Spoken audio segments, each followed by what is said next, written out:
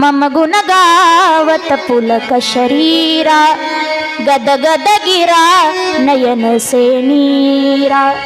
मम गुण गावत पुलक शरीरा, गदगद गिरा नयन से नीरा। रामचरितमानसमध्ये लक्ष्मणाने एकदा म्हणजे रामप्रभूंना एकदा विचारलेलं आहे भक्तीचं लक्षण काय आहे, आपल्या अंतकरणामध्ये भक्ती निर्माण झाली हे कसं समजणार माणसाला।